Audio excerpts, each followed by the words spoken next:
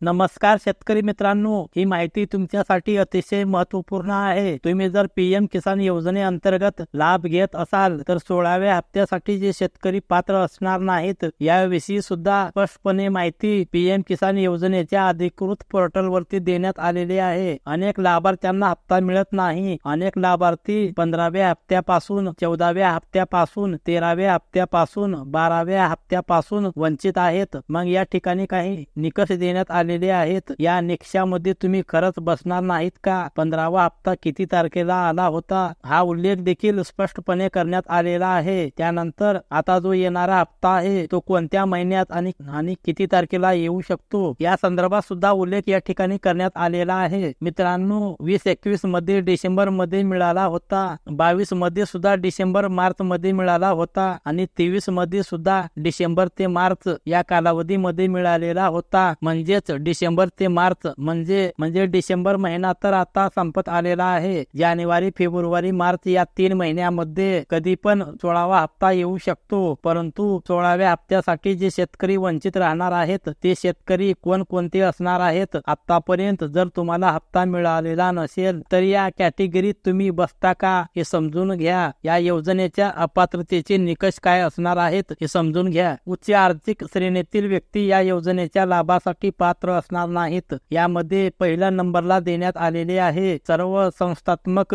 जमीनधारक या योजनेच्या लाभासाठी पात्र असणार नाहीत। त्यानंतर असे शेतकरी कुटुंब जे खालीलपैकी एक अधिक श्रेणीसह संबंधित आहेत असे। आता यामध्ये कोणकोणत्या श्रेणीशी संबंधित आहेत हे समजून घेणे गरजेचे आहे। संविधानिक पद ग्रहण केलेले आजी माजी व्यक्ती या योजनेचा लाभ घेऊ शकणार नाहीत। आजी माजी मंत्री, राज्यमंत्री, आजी माजी खासदार, आजी माजी आमदार, महानगरपालिकेचे महापौर, आजी माजी जिल्हा परिषदेचे अध्यक्ष, केंद्र शासनाचे व राज्य शासनाचे सर्व कार्यरत व निवृत्त कर्मचारी व अधिकारी, शासकीय व निमशासकीय कार्यालयामधील कर्मचारी व अधिकारी हे या योजनेसाठी पात्र असणार नाहीत। त्यानंतर सर्व निवृत्ती वेतन धारक व्यक्ती ज्यांचे मासिक निवृत्ती वेतन 10,000 किंवा त्यापेक्षा जास्त आहे असे व्यक्ती, त्यानंतर मागच्या वर्षी आयकर भरलेले व्यक्ती या योजनेसाठी पात्र असणार नाहीत। त्यानंतर सगळ्यात शेवटचा पॉइंट आहे डॉक्टर, वकील, सनदी अधिकारी आणि व्यावसायिक जे कर्मचारी आहेत यांनी सुद्धा पीएम किसान योजनेचा लाभ घेऊ शकणार नाहीत। तुम्ही स्वतः हे सर्व निकष वाचू शकाल।